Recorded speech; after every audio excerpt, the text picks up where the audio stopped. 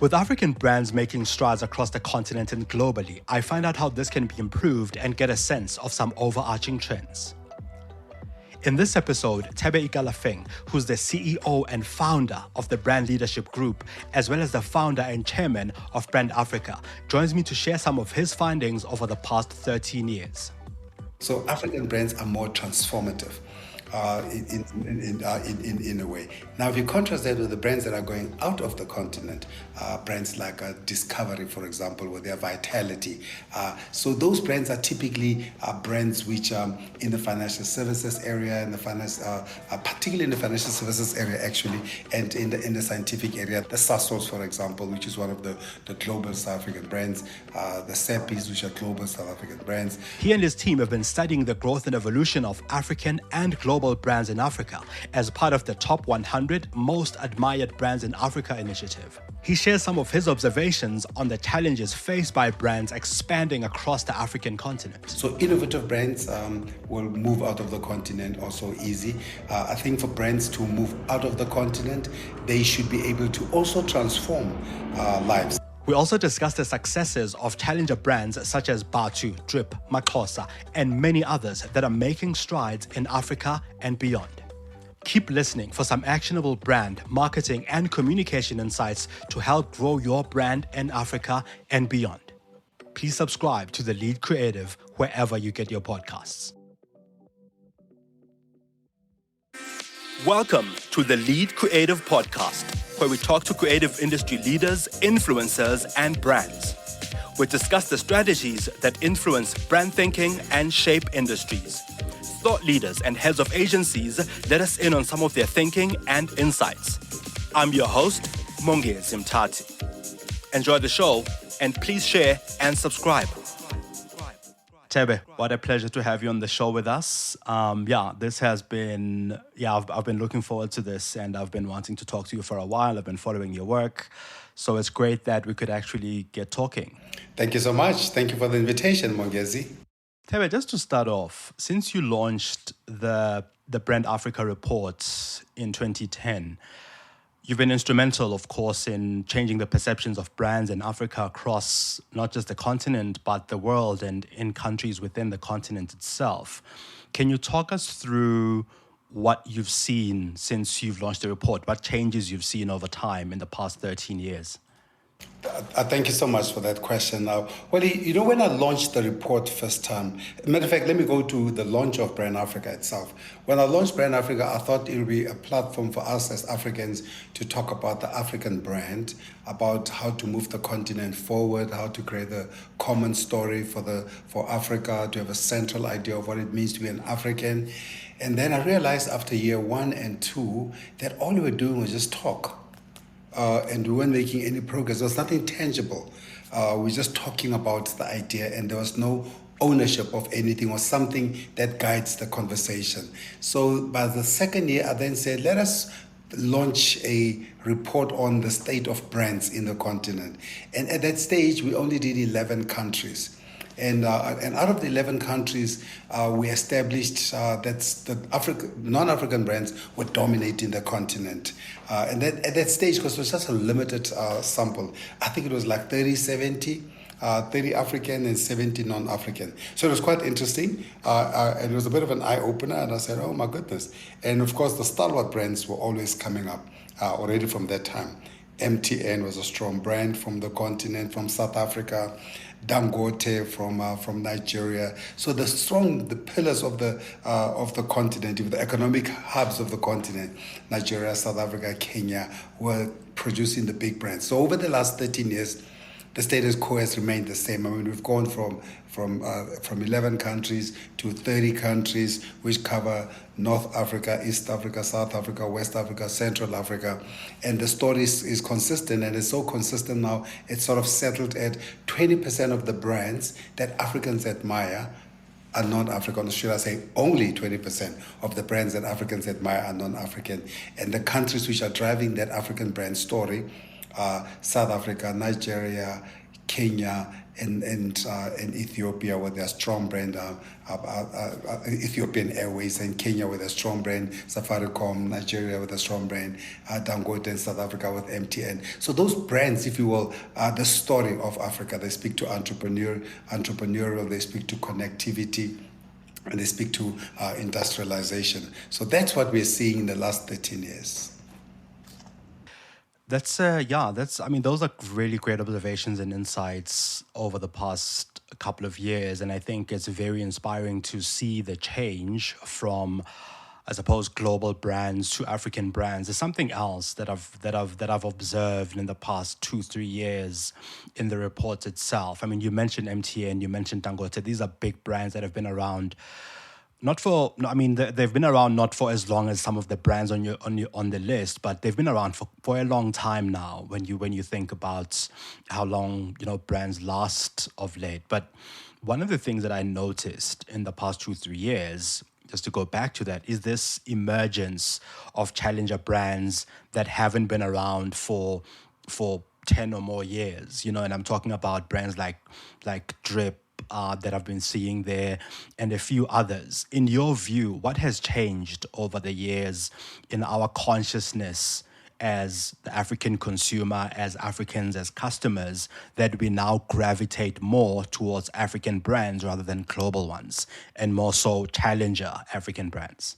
What a surprise to us as well when we saw Drip and Batu on the list. And those are two South African brands which happen to be primarily South African, but because of the power of technology, the power of digital to break down barriers, those brands are also flowing into the rest of the continent. There's a consciousness about those brands because those brands have not been necessarily quiet. They've been quite vocal in how they tell their story. So I think what's happening was what's been happening a lot is this consciousness about made in Africa. So over the years, as we've been driving the narrative of it's time for Africa, it's Africa, your time is now, I'm an African or I'm Africa. So you're beginning to see now an excitement about guys, we need to start consuming made in Africa.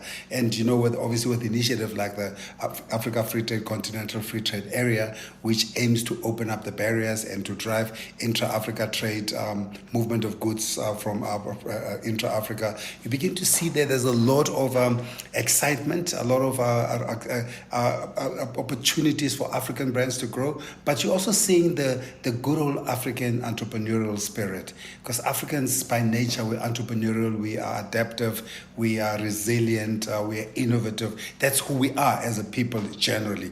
So you're beginning to see a lot of that, particularly in the apparel and footwear area. If you go into that space, I mean, whether it's the Makosas of South Africa or Motions of Rwanda, or even in Nigeria, as far as Nigeria, as you look at ethnic Africa. So there's a lot of those young brands, particularly in the apparel area, which are coming up. But then if you go to places like Tanzania, you're also seeing industrial brands. So you're seeing food brands coming up. Of course, not the other countries. Azam, for example, in Tanzania is a big brand in that part of the world. So what you're seeing now, you are seeing Africans asserting themselves, and Africans are saying that, but why can't we create these products? I mean, if you think about our palettes, for example, in food, you think about the jollofs of West Africa, that now you're seeing jollof brands coming up in the continent.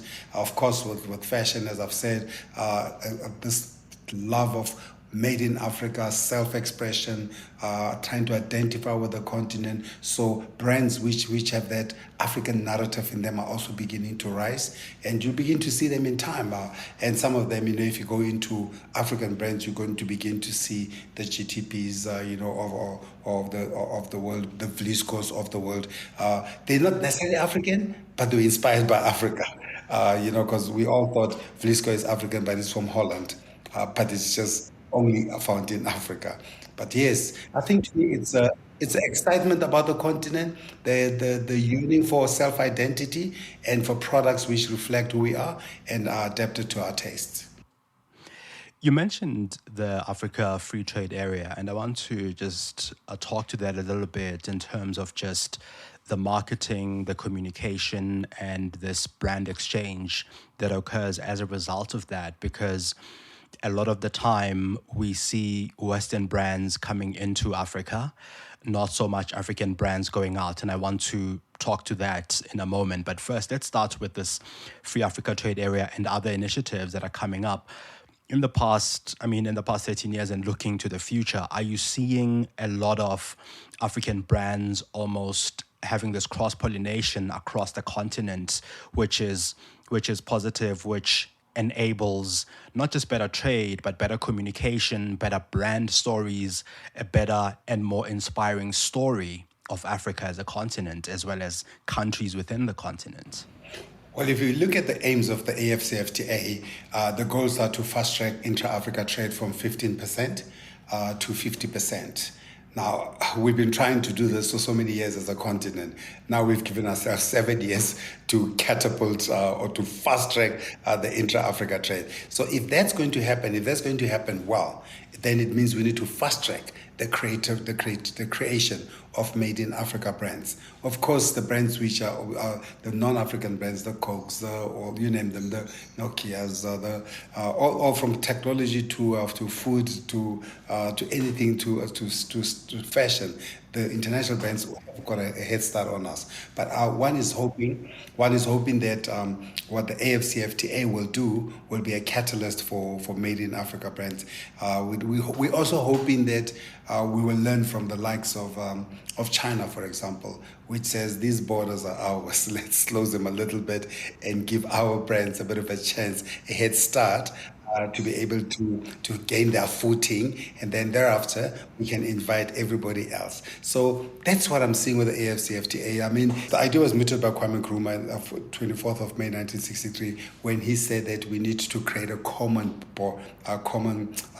trade area for the continent, a common currency, a common communication network. So the blueprint was always there, although it was only formalized, I think, 2018 and then implemented 2020 with the opening of the Secretariat in Ghana. And I think what you're seeing with His Excellency Mwene Wamkele is a concerted effort now to really fast-track the intra-Africa trade. It's a good initiative. It's a good move for the continent, but it will also, I think, it will inspire a lot more African brands to grow.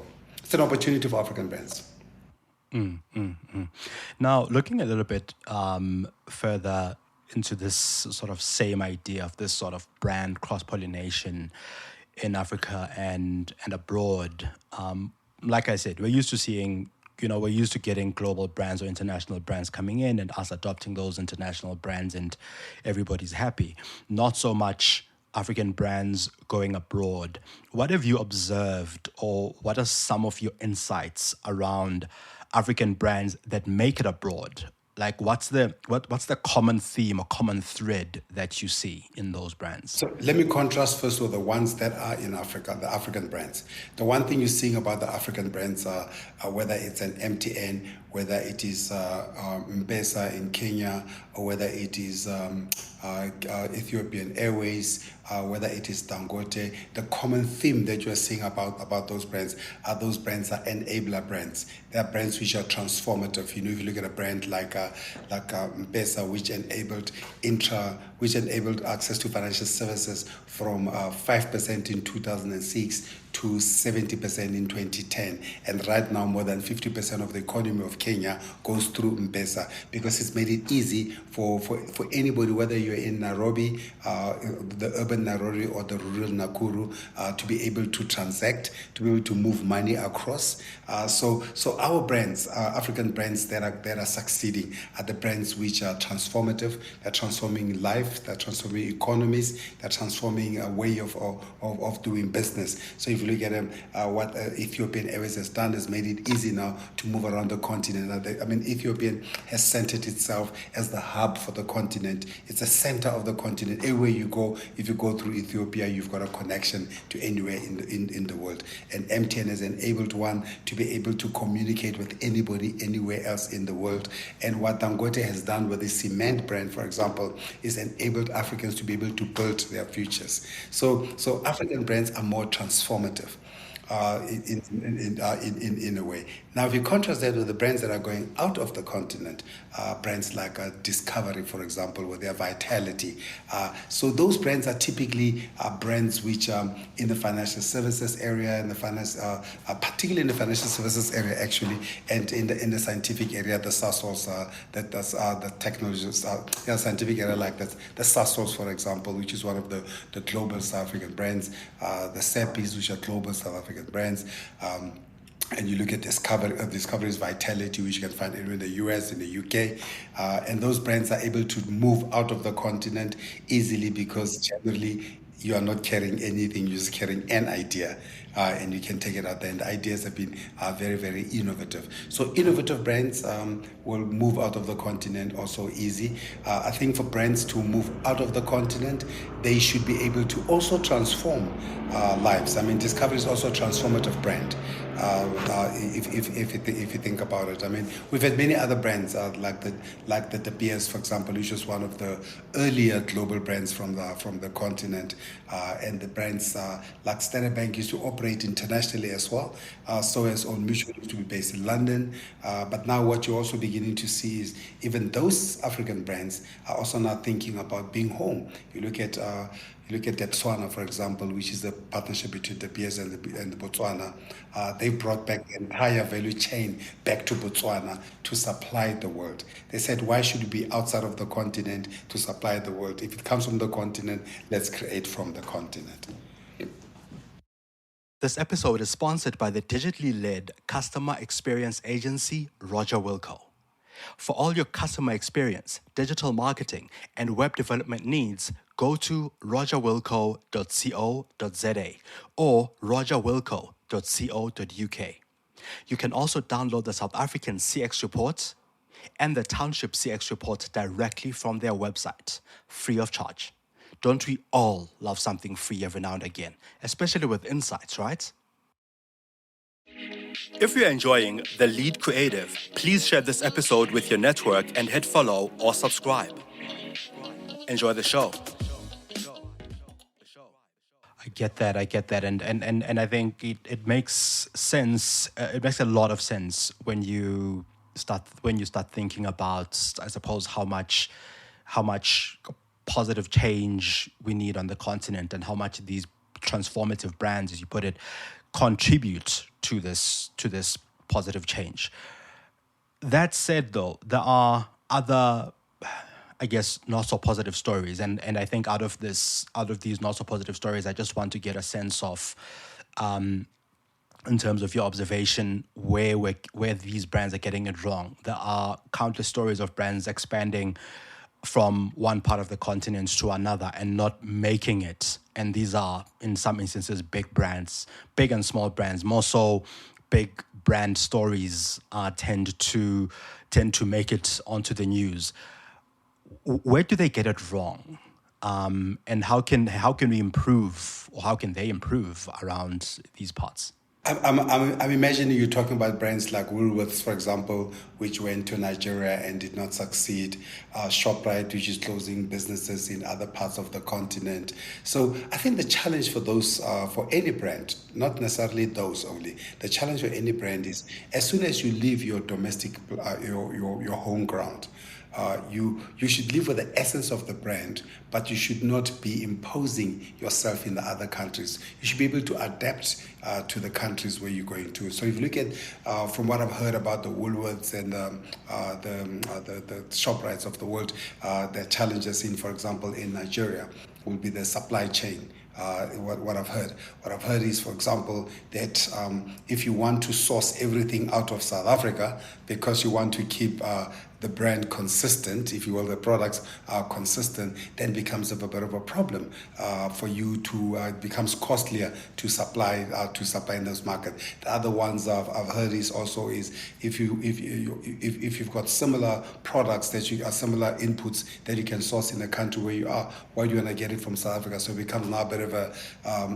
political battle, if you will. And the third one I've heard as well is observed is the issue of currency.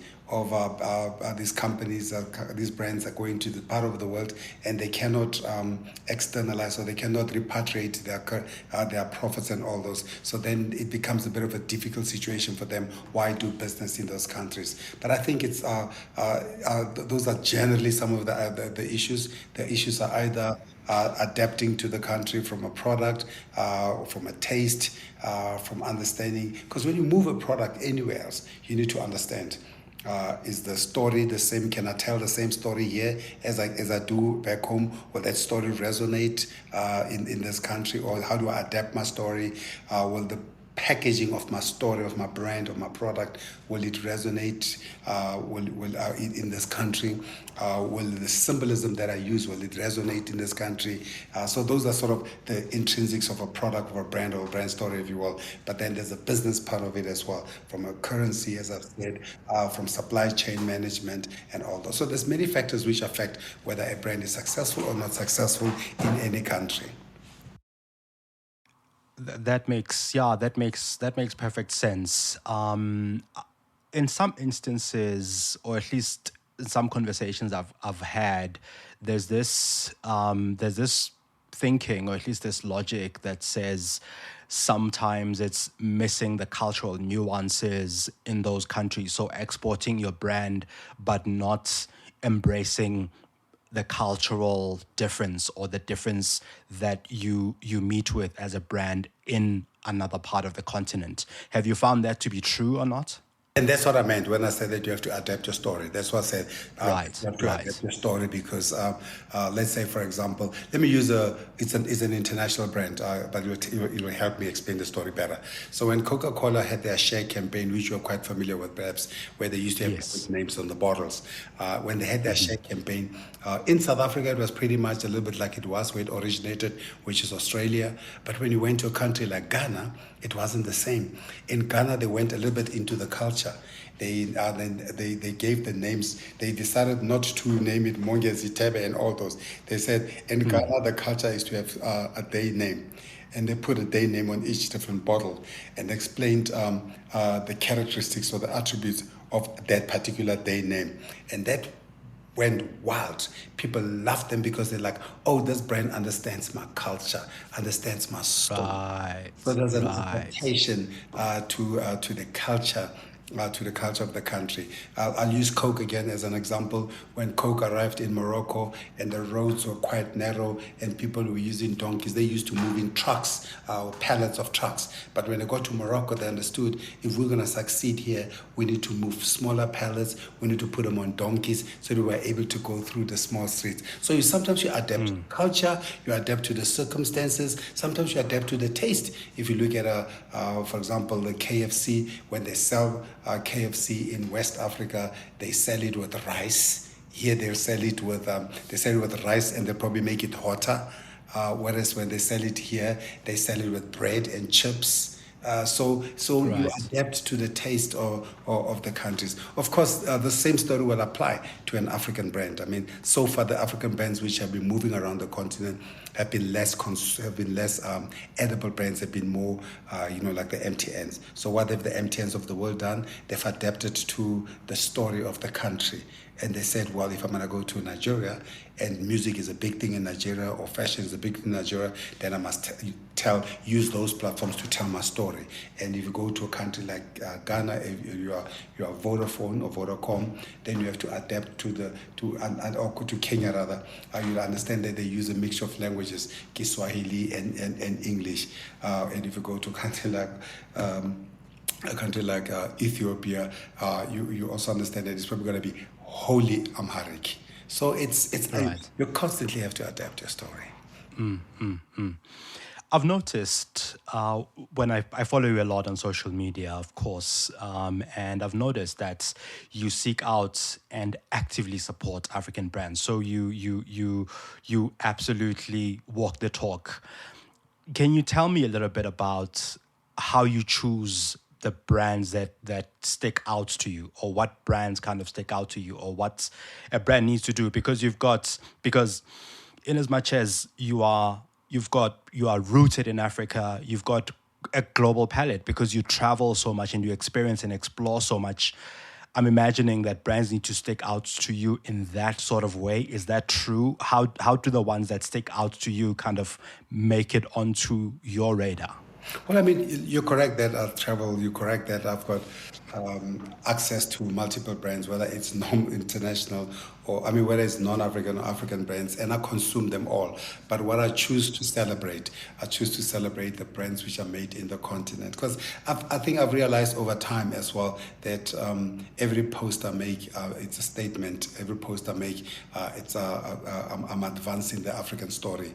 I'm advancing the African narrative. So whenever I arrive in any country, I try and understand the country well. Even if I've been to the country multiple times, I still try and understand where's the new food, where's the new eatery, where's the new places to hang out, where is the new clothes, who's the new designers, who are moving the design arc. So that's what I seek. And the ones that stick to me are the ones that deliver a story that is rooted in the country or the continent, but they deliver to the world standard. So because I don't have to support you just because you're African. I have to support you because yes, you're African, but most importantly also because you deliver, if not equal to, but as well, if not as well, or maybe even better than the world standard. Right. So, Thebe, for brands big and small that want to make it on the continent, you've shared a lot already. So without necessarily going back to what you've already shared, like adaptability, understanding the culture and the nuances, supply chains, and all of these things that you've just shared, what would your advice be on how these brands should what they should do, how they should think, and what their approach should be on making it on the continent, both big and small, especially the smaller ones? I think big or small, every brand story starts with a simple thing. It starts with having good insights about who you are, having good insights about where you are, what defines you, and then creating a narrative, a story for you. What is your brand? What does it stand for? What makes it different from everywhere else? And then when you deliver your brand, that's when you now begin to adapt it to where you are delivering it to. And it could be even in your country, even your own country. When you deliver the brand, then you should say, but if I'm speaking to young people, if I'm speaking to students, if I'm speaking to adults, because it's adaptation. So how do I adapt the thing? But the one thing that doesn't change is that clarity that you begin with. The clarity that says, this is my brand, this is the difference it makes in anybody who consumes it. What are some of the overarching trends that you're following at the moment that are driving growth across the continent? Well, I mean, the things that are driving our growth around the continent are most definitely technology. I mean, Africans are really pushing the boundaries when it comes to technology. So now I know there's ChatGPT, which is not necessarily African, but if you go throughout the continent, if you go particularly to West Africa, you're going to see how they are using mobile money better than anybody else. You're going to see how they're using technology better than anybody else. You're going to see how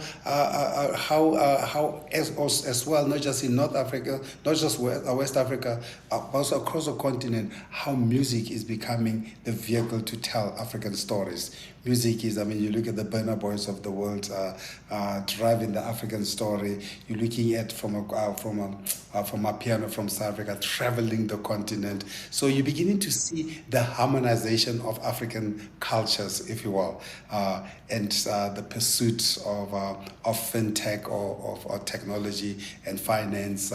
So to me, those are probably the two biggest things from a culture perspective: music, and also identity in terms of who we are, how we express ourselves, and then from a delivery perspective, fintech. So to me, those are probably the two biggest things that I'm observing across the continent from wherever I go. You're also a regular contributor on global platforms such as the World Economic Forum, where you, of course, fly the flag for Africa, and many other global forums. What do you commonly find to be some of the most unexploited areas for brands, business, and marketing by African businesses? Well, I was in WEF now recently, and Yes. we took South Africa to WEF, and in delivering the South African story to WEF, we truly Africanized. They say that they've never seen such an African experience in their entire WEF history, because we brought in South African artists, we brought in South African iconography, we brought in a South African chef, we brought in South African decor, South African beads, and all those things. And when I left that day, that week from Davos, I said to myself, the big mistake that we've always made as Africans is we have always underestimated or undermined who we are and what makes us different. And we forget that we cannot compete with Japan on being Japanese, with Italy on being Italian, or French on being French. But where we will beat them is how to be African, because how to be African is our strength. How to be African is our differentiation. And what I'm seeing a lot is too few of us assert who we are in these global platforms. When we go out into the rest of the world, we want to fit in instead of standing out. And we forget that the winners always stand out and they never fit in. Would it be fair then to say that when we show ourselves to the world, we don't take our essence with us, our African essence truly with us into those spaces, which is precisely what you've said, makes us unique and makes us who we are? Yes, a lot of times we want to blend in. A lot of times we apologize for who we are. A lot of times we apologize for the fact that if I'm in France, I don't have a good French accent. I apologize that if I'm in Japan, I can't speak Japanese well. Or we apologize that we're in Sweden, we can't speak Swedish well. Instead of noticing the countries of the world like the French never apologize for speaking English badly because they are not English. And the Italians never apologize for speaking French badly because they're not French. So a lot of us, we think as Africans, I think it's Ngugi wa Thiong'o said it from Kenya, and he said the person who can speak the person who can speak the other language well, and his mother tongue not as well, is still enslaved.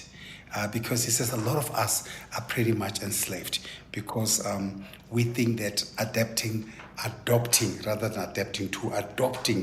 and immersing and transforming ourselves into the other makes us better, but it doesn't. It actually weakens us because it takes away the strength of who we are, because the strength of who we are is our differentiation, it's our culture, it's our language, it's our clothes, it's how we behave, it's our exuberance, it's who we are as Africans, it's our strength.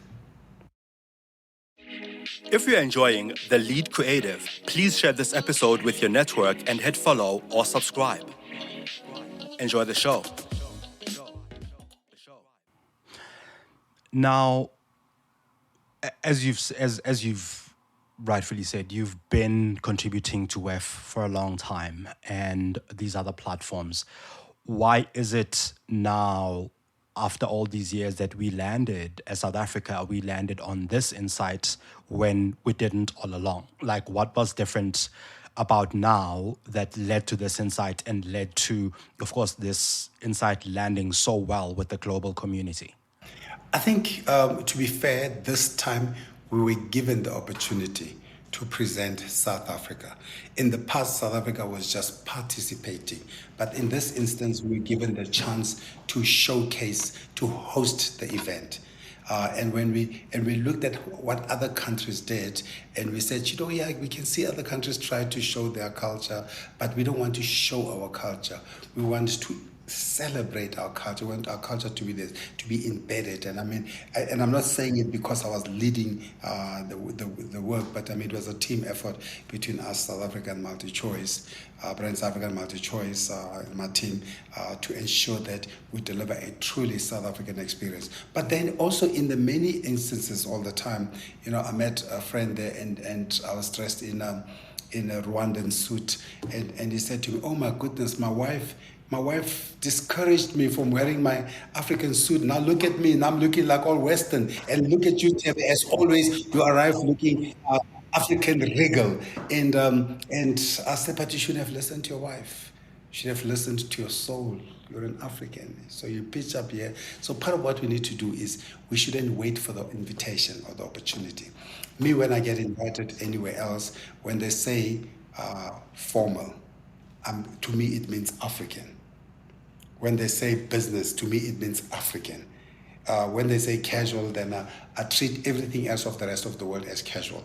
I'll wear their clothes, their shoes, their food as casual. But when they say when I say it will be a formal event, then I really look formal African. I mean, I pitched up at an event in London. It was a black tie. It's probably one of my most iconic pictures because it's an event in London and everybody is dressed in a black tie, tuxedo and a white shirt, and I'm dressed in a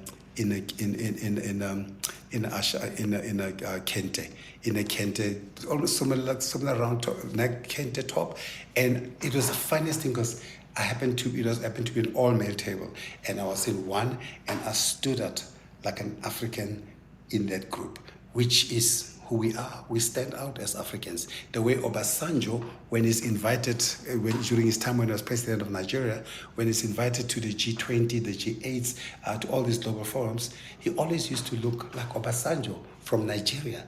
And I think his fellow Kuti once said he gave his children Yoruba names for an important reason. And he said, they may not live in Nigeria, they may not spend their lives, most of the time in Nigeria, but wherever they go in the world, when they are doing well, and they mention the name and they say, Femi Kute just won a Grammy, he says that honor comes back to Nigeria because the name Femi Kuti is a Nigerian name. So it's how we are, how we present ourselves in the world. We don't need a permission, we don't need an invitation. We just need to be who we are all times.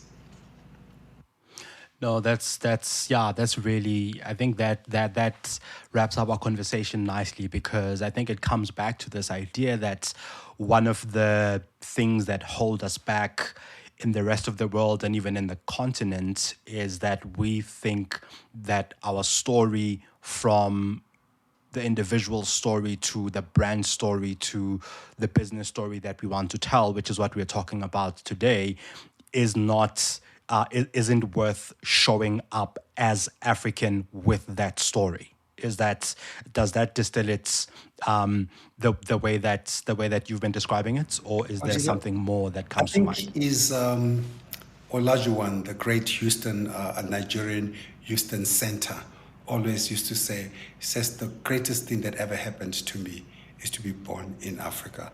Or like Kwame Nkrumah said, he says, I'm an African, not because I was born in Africa, because Africa was born in me. So if you are Africa, then you must show up as Africa wherever you go, because that is your distinction. And how does that, just to bring it back to the brand marketing and communications message, how does that translate in how some African brands that have made it globally and made it across the continent, how does that translate well in the thread of who they are and how they've succeeded? See, when the French sell their champagne and they call it Veuve le Clicquot, they don't need to say anything else. It's French. And and when the Italian sell their story and they say made in Parmesan, made in Italy, that tells their story. So part of, from a branding perspective, is to never ever be apologetic and never ever to be ashamed of telling a story. If you look at the story of Makhosa, the brand, for example, when we were working with the Makhosa brand, and I said to them, take out the word Laduma and just replace it with Africa. So that when they see the name Makhosa, they must know Amakhosa as Africa. They must have a location of where this brand comes from. I think that must be one of the most transformational changes to the brand. It was so small, but it was so huge, because from there on, the brand just exploded. And because it now took on not a name of somebody from Eastern Cape, it now became a representation of the African story. Thank you very much. I think that closes it off nicely. That you must be a true representation of the African story wherever you go. Indeed. Thank you so much, Mongezi. And I wish you well with the program. And please keep telling these stories because, it takes one story at a time to build the great story of Africa. As Chinua Achebe says, until the lion learns how to tell its story, tales of the hunter will always be glorified. This is us, the lions, telling our story. Well done, lion. Thank you. Thank you. Thank you for listening to The Lead Creative. Did you get one insight that's worth sharing from this episode? Please share it with your network or your friends. Pop me some of your ideas and innovative finds on Twitter on @Mongezi. This podcast is available on Spotify, Stitcher, Apple, Google, or wherever you listen to your podcasts. You can also find me on mongezi.com.